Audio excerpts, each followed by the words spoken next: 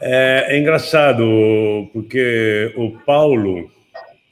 Tem uma história engraçada com o Paulo. Eu estava inaugurando um teatro em Porto Alegre, Teatro Renascença, da prefeitura. Eles convidaram a minha produtora para fazer um espetáculo para inaugurar o teatro. Tinha um problema sério lá em Porto Alegre, como tem em várias capitais mineiras até hoje, aquela história de você privilegiar artistas famosos, né, de fora, em detrimento dos artistas locais. Isso era uma briga lá em Porto Alegre muito grande. Eu era um grande batalhador para a cultura local. E o prefeito me chamou para inaugurar um teatro, o Teatro Renascença, o Centro Municipal de Cultura, e queria gente de fora, porque senão ninguém não ia ficar famoso, a imprensa não ia dar destaque e tal. E eu falei, olha, eu vou pensar no assunto. Eu não aceito isso, eu era presidente de uma associação de classe lá, que estava batalhando pelo reconhecimento da profissão de artista, que o Paulo José também foi um dos grandes batalhadores. E eu fui para casa, conversei com o diretor lá, que a gente morava junto, numa comunidade artística, e chegamos à seguinte conclusão: vamos trazer gente famosa de fora que seja gaúcha, que seja querido pelo povo gaúcho, e vamos juntar com atores gaúchos da mesma geração que não saíram de Porto Alegre. E trouxemos representante da primeira, o Paulo José como representante da segunda geração de artistas, o Valmor Chagas como representante da primeira geração de artistas, mais duas atrizes e 4 atores da mesma geração deles, e fizemos um espetáculo poético. Bom, o Paulo José e o Valmor eram de 2 gerações, eram pessoas muito diferentes, né? Em todo o comportamento. 2 excelentes artistas, 2 pessoas comprometidas, mas o Valmor era tinha aquela coisa mais elitizada, né? Era do TBC, e o Paulo José era do Teatro de Arena, né? E fizemos uma festinha em Porto Alegre, e foi uma noite homérica de Paulo José e Valmor Chagas discutindo cultura nacional, 2 gaúchos de 2 gerações diferentes. Um tinha começado a carreira pelo teatrão, né, o que a gente chamava teatrão, o teatro mais clássico, né, com já o TBC usando temas brasileiros, mas ainda com muita coisa europeia. E o Paulo José, que sai de Porto Alegre, vai para o Teatro de Equipe, né, vai para o Arena de São Paulo. No Arena ele vira diretor, produtor, ator, iluminador, mais ou menos o que a gente fazia em Porto Alegre. Ele já fazia isso lá, como eu aprendi isso tudo a fazer lá em Porto Alegre também. E a discussão deles, né, sobre estética foi uma coisa incrível, linda, foi uma noite maravilhosa. E eu me lembro do Valmor dizer: você, Paulo, só deixou de ser ator, porque uma época o Paulo virou diretor e parou um pouco sua carreira de ator, para dirigir a Dina Sfati. Você está jogando a sua carreira por causa de uma mulher. Poxa, o Valmor tinha sido casado com a Cacilda Becker, né? Então eram 2 casais assim, de 2 gerações. Foi uma noite que eu vivi com eles maravilhosa, né? E obviamente que eu era muito mais o lado do Paulo do que o lado do Valmor. E aí, anos depois, já no Rio de Janeiro, em 1984, o Paulo me chamou e ele queria que eu fizesse o Capitão Rodrigo, porque ele achava que tinha que ser um gaúcho. E apesar de eu não ser gaúcho, eu era considerado gaúcho, né? Tinha ganho um prêmio em Gramado em 1980 com um filme chamado A Intrusa, um filme gaúcho, um conto do Jorge Luiz Borges, dirigido por um argentino e com música do Piazzolla, né? O Carlos Hugo Christensen, o diretor, também argentino. E depois o Paulo José queria que eu fizesse o Capitão Rodrigo, mas o Boni não deixou. O Boni queria um cara mais famoso. E o Paulo José brigou com o Boni e escolheu um cantor gaúcho para fazer o Capitão Rodrigo. Um cantor que nunca tinha feito nenhum trabalho de ator. E fomos gravar. Só que o cara não era ator. Ele tinha 1,60 m tinham que diminuir o meu cavalo para eu ficar da altura do capitão. Quando a gente ia contracenar, tinha que botar uma três-tabela, um caixotinho para ele subir. E não tinha como. O meu personagem ia engolir o Capitão Rodrigo. E o Boni ligou para o Paulo José e falou: Paulo, não há a menor condição. E o Paulo falou: troca, bota o Zé de Abreu. Ele falou: não, já disse que eu não quero. O Zé é o Juvenal Terra. Eu estou te mandando o Tarcísio. E aí foi um baque lá na produção. A gente já estava lá em Porto Alegre há um tempo gravando, com esse primeiro Capitão Rodrigo, que jogou tudo fora o que ele fez, tudo que a gente fez. E chegou o Tarcísio lá em Porto Alegre, no Hotel Everest, super inseguro. Primeiro, ele era velho para ser capitão. Com a idade dele, ele tinha que ser coronel. Segundo, não sabia falar gauchesco. E terceiro, nunca tinha pego um violão na mão. Ele só tinha duas mãos direitas, como eu, que para ser músico tive que tocar pistão ou trombone, onde a mão esquerda só segura o instrumento. O Tarcísio também não sabia nada de violão. Mas aprendeu, primeira coisa, eu falei para ele: olha, você tem uma grande vantagem que você não fala carioquês, você fala paulistês. Do paulistês para o gauchês é muito mais fácil.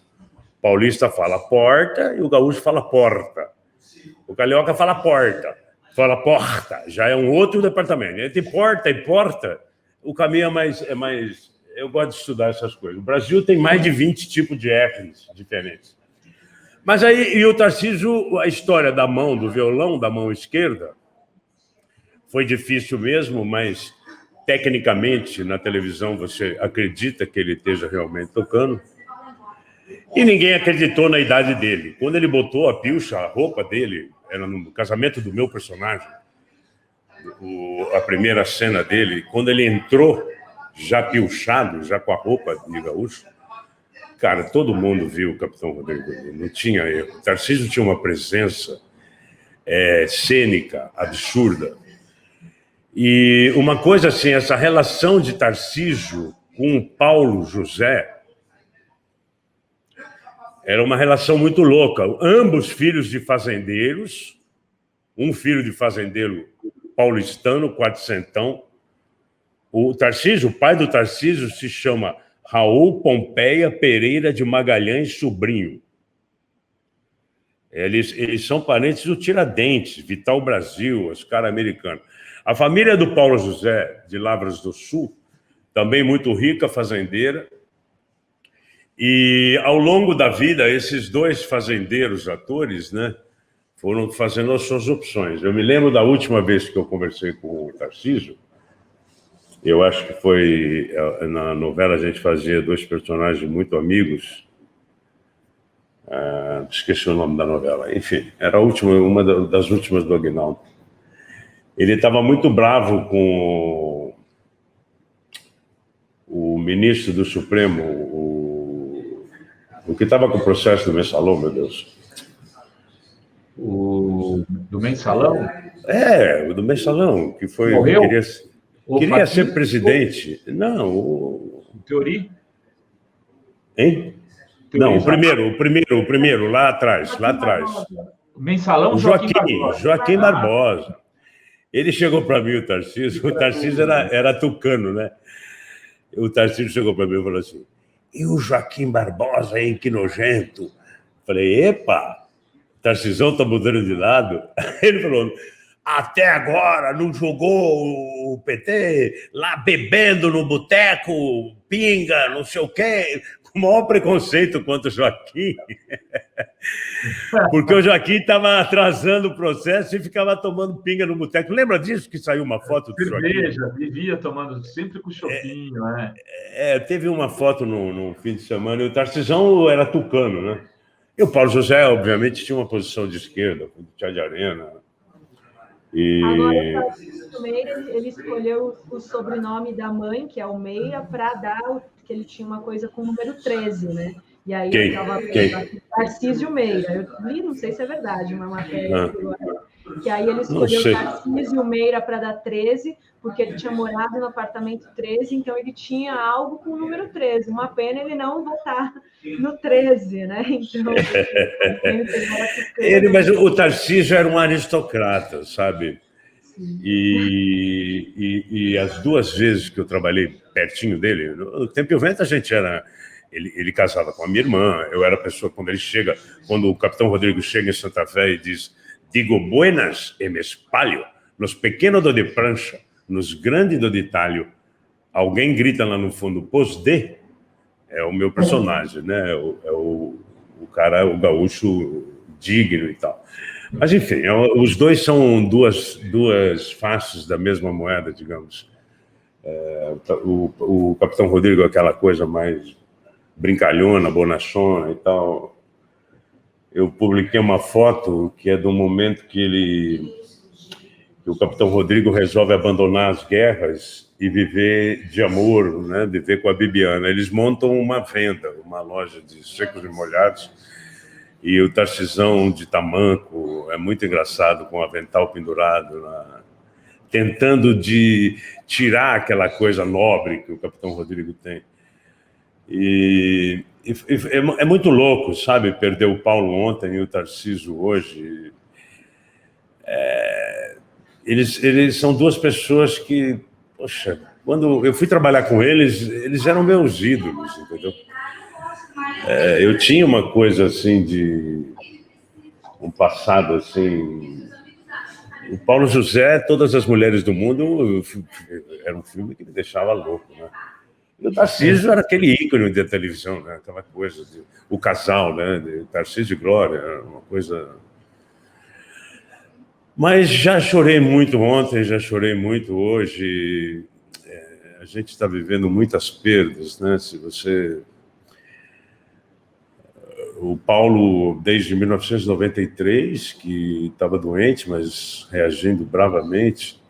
O Paulo talvez tenha sido o último dos artistas que foram protegidos pela Globo de uma maneira, coisa ainda do tempo do Boni, do Daniel, e conseguiu se segurar por quase 20 anos, né, com Parkinson, e trabalhou e tal. E o Tarcisão parece que estava com pneumonia, eu não sei. Nessa novela que a gente fez, ele morria de pneumonia. E meu personagem apresentava ele para a Glorinha Pires, e a Glorinha fazia uma vilã, e a Glorinha deixava ele morrer de pneumonia. Era uma morte muito louca na novela. Uma noite de chuva, ela abre a janela e deixa o frio entrar e ele morre naturalmente. Mas eu fico desconfiado e ela manda me matar. A Glorinha Pires fazia uma grande vilã. Tem uma foto, né, sua com o Tarcísio aqui. E Paulo José também na Globo. Paulo José daquela... essa foto aí. Isso aí foi o Paulo José dirigindo uma cena da gente. Tarcisão de avental, tamanco de madeira, tentando ter uma vida normal. Meu sócio numa venda de secos e molhados em Santa Fé. Mas ele não aguenta, começa a beber e trair a minha irmã, a Bibiana. E aí um dia ele joga tudo para cima e vai para a guerra de novo. Mas então vamos voltar a falar de política, se vocês quiserem. Vamos lá.